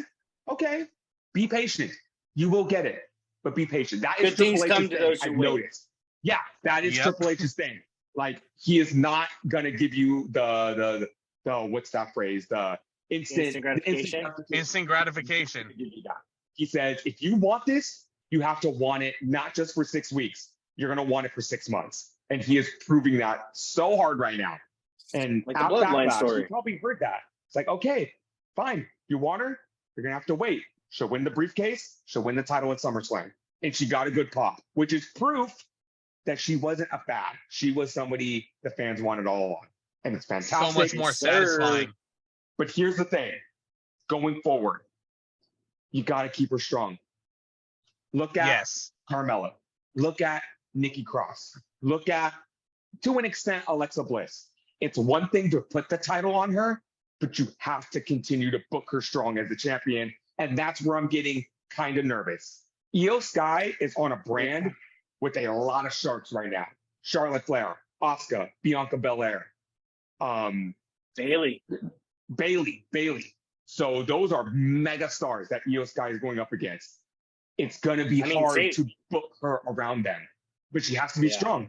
She's going to have to get some clean wins. I mean, we've seen her in NXT. That woman was dominant for the longest time as, the genius of the sky before, they changed her name. But but we'll see how it goes. That's my thing. We'll see how it goes. You look at Nikki Cross a couple years ago. She got a big pop when she cashed in for the title. 2 weeks later, she's getting pinned by Charlotte Flair on Raw, one-on-one. It's like, that's not how you book a champion.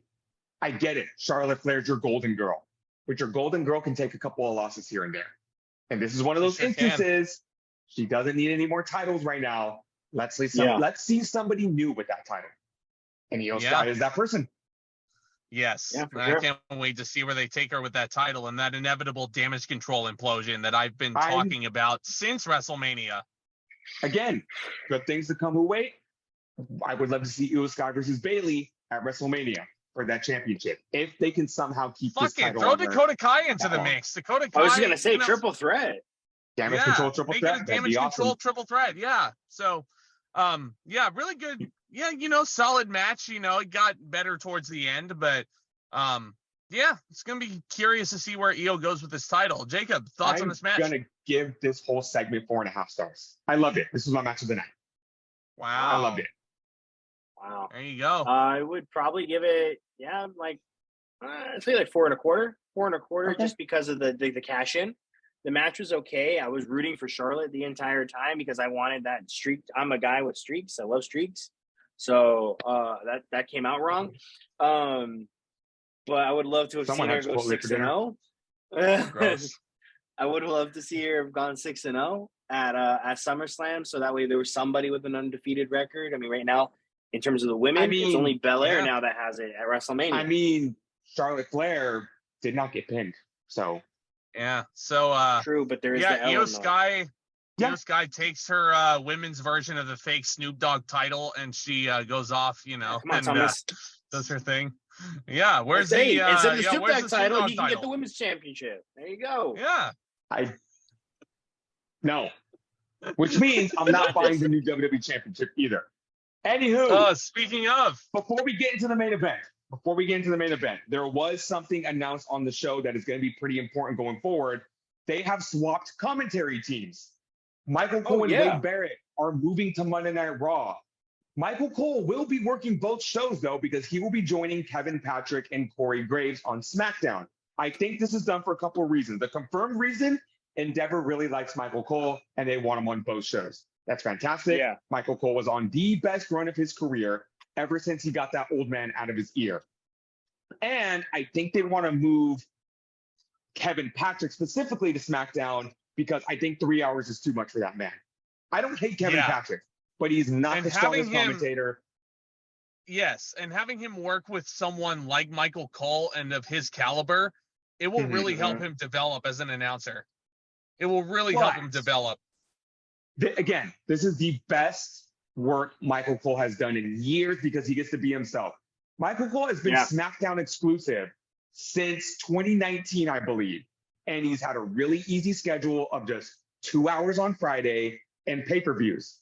I'm scared now with him doing a total of 5 hours a week on commentary, the overexposure might seep in again. Because remember, back when he was his most hated in 2011, he was working Raw, he was working SmackDown, he was working pay-per-views, he was even working NXT.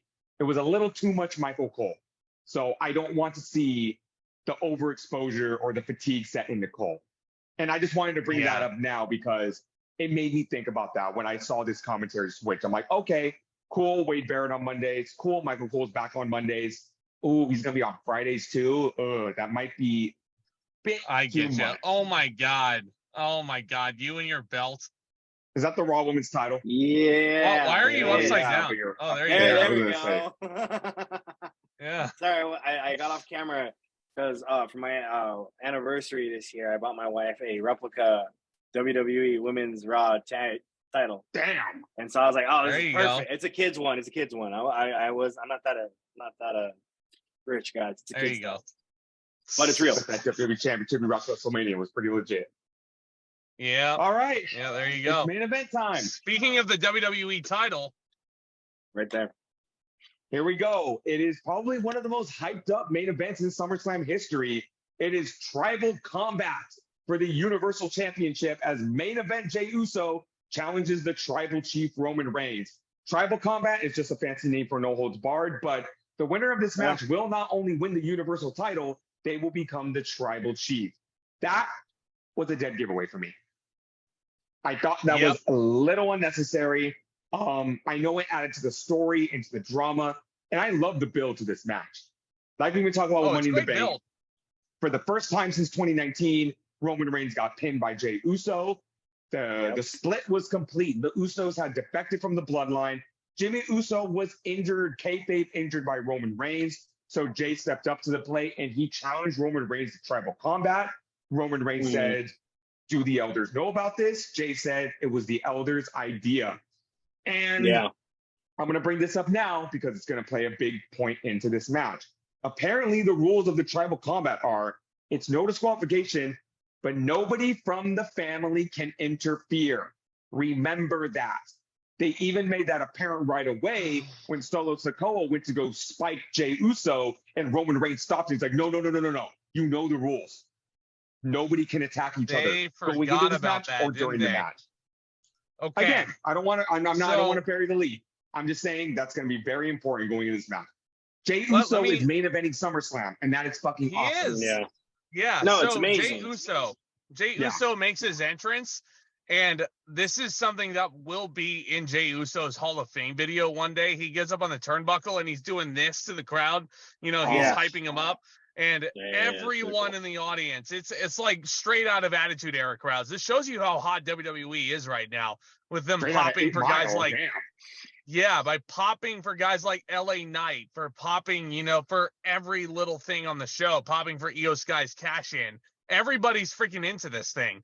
But Jey Uso makes his entrance and they're all like, dancing along with him. It's awesome. Roman Reigns in the making. Roman Reigns takes about 35 minutes just to make his entrance, and then he wrestles another 35 minutes. So who noticed? One title belt. I did. Title. He's been doing that for a while. Thank God. No, Paul Heyman has been carrying around the WWE and the other Universal Championship still for the longest time. Last week and a half. The last SmackDown and the SmackDown before that, Paul came out with just when it was with Roman, it was just the one title. Good, because God, the 3 titles were bugging me. I'm like, you're not a triple champion, man. Sure, I'd say it once, but you don't. It reminded me of something that me and Zack are going to be talking about in a couple of months. John Cena and JBL. JBL took the old WWE title and stuff. It's like, I've seen enough of you with that title, bro. You are not the champion anymore. No, that new title belt is pretty cool, Tomas. You think you're going to buy it? No, because you said it looks like the Snoop Dogg title, and I hate the Snoop Dogg title. But that's your favorite title. Why are you lying? Your favorite title. It's tribal combat. Before you guys say anything, yes, the match started out slow. But every bloodline match has been starting out slow. It started out slow at Money in the Bank. It started out slow at Night of Champions. It started out slow at WrestleMania. This is just how these matches are structured. Because let me stop you right there. Dramas. Let me stop you right there. Yes, they are dramas or cinema, as the cool kids say. Right, Jacob? Yes. Cinema. It's cinema. Cinema. The kids, they all say that. But this is tribal combat. It's anything goes. And Michael Cole, 10 minutes into the match, literally said, man, Jey Uso hasn't been able to get out of the blocks. Roman Reigns has been dominating. But this is anything goes. So it shouldn't matter what the rules are. There's no disqualifications. You can use weapons at any point. But the match starts. Do you remember 3 years ago at Clash of Champions when Roman Reigns victimized his cousin for 20 minutes straight? I feel like it was a callback to that. Roman Reigns but that was a normal match, though. Family. That was a normal match. But these guys get in the ring in this no-holds-barred contest, and they start exchanging holds in the middle of the ring. They start, Roman puts him in a chin lock, and Roman is beating his cousin down for about, 15 solid minutes. Jay's not getting out of the blocks, and I'm like, what the fuck is going on here? Do these guys forget how to wrestle? These guys forget how to tell a story? I can't give a reason, if I'm being honest, but it didn't bother me. It really didn't. I knew they were going to kick it into high gear. Now, let me get this out of the way right now, too. I like this match, but the Bloodline Civil War was better, and even Roman Reigns and Solo Sikoa versus Kevin Owens and Sami Zayn was better than this match. But I still thought this was a very good match. Mm-hmm. Oh, Jacob, you got thoughts. Okay. You got thoughts. Of course, I got thoughts. You have the greatest world champion in our time of our adult life, let's say. And he's number 4 on the longest title reigns WWE's had, I think, right now, 4 or 5. Yeah, 4 or 5. And then you have the top tag team guy. I'm expected to think that the man that has been tag teaming and has the best tag team championship reign is going to beat the number 1 single star in the wrestling world. Any promotion is based on this almost. And the tag team guy is going to win because he pinned him in a tag team match. Yep. That's an interesting way to look at it. Never thought of it like that. Yeah. Coming into it, my expectations were in reality. Like, he's not going to lose at SummerSlam. He's going to lose at WrestleMania. Because why lose the best title reign of this modern era, to be frank, on mini WrestleMania? I'm with you. If the title, I'll tell you this right now, if the title was not on the line and this was just straight up tribal combat with nothing at stake except for the tribal chief title, Jey Uso definitely has a chance of beating Roman, but because the championship is involved, the predictability is absolutely prevalent. Not saying that Jey Uso couldn't become the WWE champion, because I'll give them credit with the storytelling. No, he's not Roman, but some of my coworkers who watched this were like, I mean, the storytelling and the TV had them believing that Jey Uso was going to be Roman, but agreed.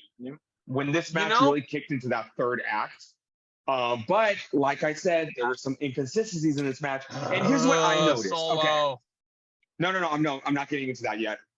This is something I really realized in modern wrestling. Both WWE and AEW do this. They both have a formulaic look at view of no holds barred matches. Let's take WWE. You're always going to see the kendo stick. You're always going to see the steel chair. You're always going to get the announce table spot. You're always going to get regular tables. Yeah, you're always going to get the barricade spot. And you know what? Where's the Spanish announce table? I miss them. Yeah, and you know what? The crowd's going to pop every time, even though it's so goddamn predictable. Yeah. AEW, you're always going to get the chair shot. You're always going to get the table spot. You're always going to get the goddamn thumbtack spot. You're always going to get Moxley bleeding all over the mat. Yeah. Yep. And in some cases, you're always going to get the barbed wire spot. So if anyone's going to sit there and say like, oh, they just do the same old shit in WWE, no hold bar. Yes, that is their formula. AEW has their formula. And AEW has had that formula so much that I am numb to thumbtack spots. And in WWE's case, I am numb to the barricade spot. How many times have we seen, oh my God, and they go through the barricade. It's a cool looking spot, but I expect it. Especially in a Roman Reigns match, you expect it. Absolutely. His finisher is a spear. He speared so many guys through barricades throughout his career. So definitely see where you're coming from. But to your point, the only time it was creative when Braun Strowman threw a fucking rolling chair at him. That was fucking great. I fucking love that still. I fucking love that. Funny. But okay, so we get to Tomas's point. They're brawling in the crowd area. Solo Sikoa makes his interference, and immediately it's like, I thought no family members could interfere in tribal combat. Solo Sikoa is doing it anyway. That's what I thought too. You know, but that's what I thought too. And it bugged the shit out of me. We just roll with it. They try to do the tandem Samoan Spike spear finisher that we saw at Night of Champions, which is dope as hell. Really Jey Uso pulls his younger brother in the way, and Roman spears Solo by accident. I mean, this is where you start. The interference thing, bugged the shit out of me. That's the first thing I said out loud, because Brittany was kind of watching the match, and I said, shit, Solo Sikoa. And she goes, he always interferes though. I'm like, I know, but they stated that no family members can get involved in this because it's tribal combat. And here it is, they're breaking their own rule. And then I'm thinking to myself now, WWE couldn't help themselves because they had to get this spot in. They couldn't help themselves. They had to. They had to get the spot with Roman spearing Solo. For a reason. Yeah. They kind of booked themselves into a corner in that case. But so these two are wrestling for a bit, and it's dramatic as you would expect. And Jey Uso's getting near falls that are very predictable. Yeah. It's almost like at this point, Roman Reigns is so good at those near falls, though. So at good. This point, though, it's almost like it's almost like we're watching another. It's almost like we're watching another version of the Undertaker's streak, Because if he goes up against an opponent that we know he's going to beat and you get the near falls, and Paul Heyman even says it, it's like 1, 2. Oh, he was so close to ending the reign at 1,069 day. You know, like it's, nice. You know, you expect it. Nice. Yeah. That's a nice reign. It is a very nice reign for Roman, but oh, freaking hell, Jacob, this ending. This ending. Do you want to talk about it? Let's talk about it, Jacob. How do you get this ending to be any more convoluted and weird with ending it with the man that started the disintegration of the bloodline? You got Jimmy Uso in a hoodie pulling his brother off and just, you know, reveals himself to be like, yeah, I did that, and then kicks him right in the freaking face. And it makes no sense whatsoever. I mean, we're obviously going to watch SmackDown and talk about it privately and all that, but in the moment, the bloodline just dissolved in front of our eyes, and because of this man, and now he's helping keep the tribal chief in power. Yeah. So this was my thought when I first saw that, because I was looking at Paul Heyman's body language, and you know how amazing his body language is. The way he was looking at Jey was like, I'm so disappointed in you. And I thought what it was is that this was a setup from the start. Like they told Jimmy Uso, hey, I want you to pretend to turn on us to see how Jay's going to react. And if he's truly loyal, he's going to stick with us. But if he's not, he didn't pass the test. But when Roman Reigns, that's some Star Wars Empire shit. Right. So when Roman Reigns speared Jey and pinned him, you look at Roman Reigns' face looking at Jimmy like, and that's when you could tell, oh, Jimmy did this on his own. This was not a plan. This was like Roman Reigns was even shocked, like, what the did that really just happen? Yeah. And Roman Reigns pins and retains. Was there any doubt? 36 minutes. I'm with you. I'm with you, man. I'm gonna stop you right now because this just like popped in my head right now. Revelation as we're speaking. Do you think it would have made more sense if Jimmy would have came in, tried to help Jey win the title, Roman Reigns beats him, and then the turn happens after the match? Kind of like, I'm so mad at you. I'm so disappointed in you. You couldn't get the job done. You know, I'm done with you. Because here's my thing. We got to see how it plays out on SmackDown. And that's what's so compelling about this bloodline thing and Triple H's writing. Like, he keeps you wanting to come back for more. Like, he... Not like, the way that, he but ends the his turn after pay-per-views. the match is so played out.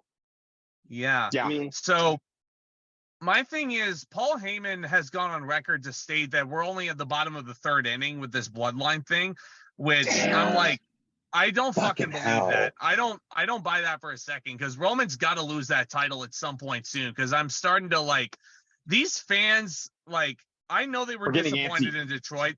They were chanting "fuck you, Jimmy." Yeah, we're getting antsy for something historic. If that's WWE's goal to get Jimmy heat, then congratulations, you did it. I am a little disappointed because number one, the Usos are my favorite tag team in WWE, and now for the foreseeable future, they're not a thing anymore. This does remind me of Matt versus Jeff from 2009, and I thought that was a great feud. Yes, they had a good match at WrestleMania, a great stretcher match on SmackDown, and a fun I Quit match at Backlash. I hope Jimmy and Jey can accomplish that, but on a higher level. I hope they can accomplish that with this feud. But when this is all said and done, how long do you think Jimmy and Jey can hold on to this singles? Like, I'm scared. Let's say you trade one of them to Raw. What's Jimmy Uso going to do on Raw until he fizzles out? There's only so much you can do with this bloodline storyline, and they've already done so much. And Paul Heyman is saying, oh, we're only at the bottom of the third inning. We're just getting started. Roman's held this title for 3 years now. Like, you gotta think that the end of the story is coming very soon. And WWE is just so excited and scared because this bloodline stuff is the reason why they're popping the ratings that they are. And they're scared that if they derive from it, all that is going to go down the drain. Fox isn't going to be happy anymore. Well, and here's my thing. I'm scared that the bloodline story has become so popular to this point, and WWE is just going to keep doing it up to the point where they jump the shark with it. That's what that's a phrase I've heard a lot of people using this weekend. Yeah. And it could, do you guys think this could get like NWO overdone? Like how the NWO was the most popular thing in WCW.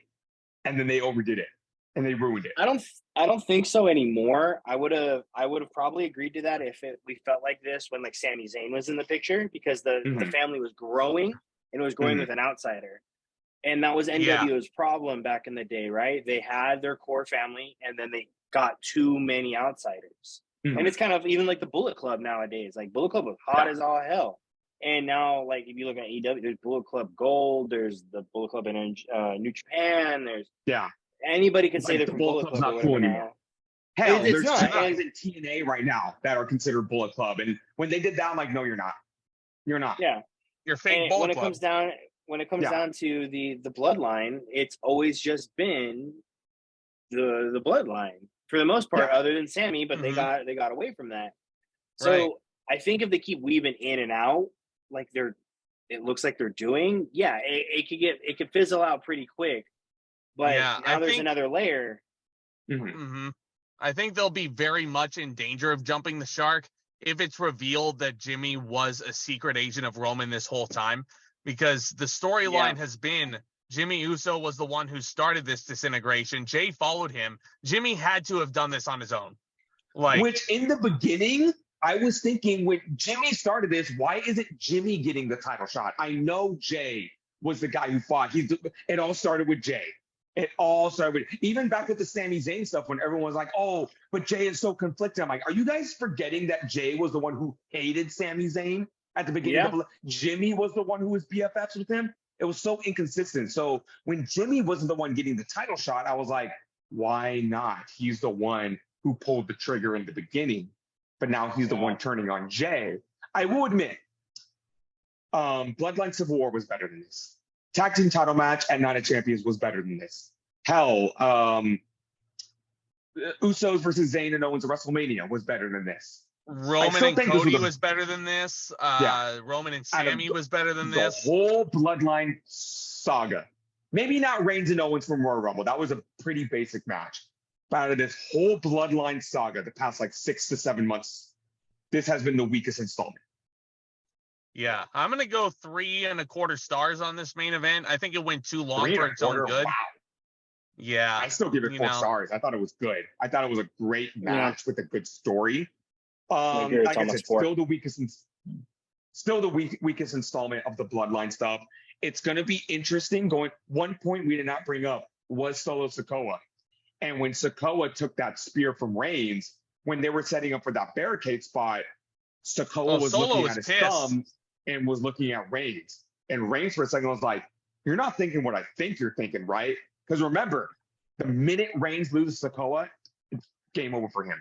So the fact that Sikoa was contemplating, what if I spiked him right now? Like Reigns was like, whoa, no, don't. They've been teasing that for a couple of months too. I mean, Sikoa's hesitation, everything else. This is the closest to the physicality going towards the tribal chief. And I think we are eventually building to that Bloodline fatal 4-way, and I think that little tease with Solo is kind of planting the seeds, because I don't know if Solo's ready for a one match with Roman at this point.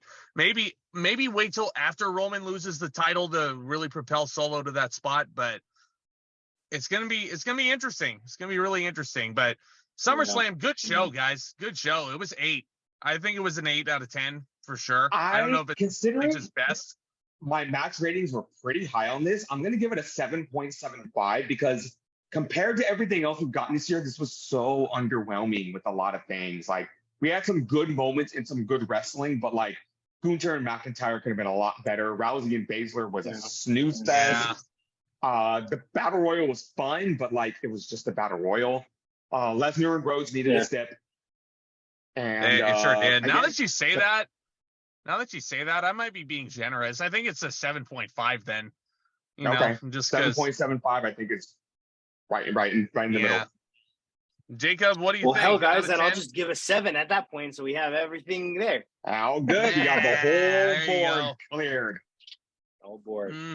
But all right, this has been our review for SummerSlam, guys. Hit that subscribe button if you're new. Jacob, thank you again for joining us. It was a pleasure having you as always. There'll be more stories, I'm sure. There'll be more podcasts. There'll be more WrestleMania trips down the line. But you'll be seeing Jacob again for sure. Yeah. Yeah. Next Philly. time we're going to be doing WrestleMania 21 for the retro, and then I think it's time to start hopping back in some good old AEW. They got 2 really big shows coming up with All In 2 and of All them. Out. Yeah, it's like they can't decide if they're in or if they're out. You know, they want to go all in and then they want to go all out, and they want to go to the UK and they want to, you know. So AEW, make up your mind. Are you in or are you out? Looks like you're both. Yeah, man. But yeah, You and guys, you. stay tuned for more very soon. And yeah, catch you guys next time.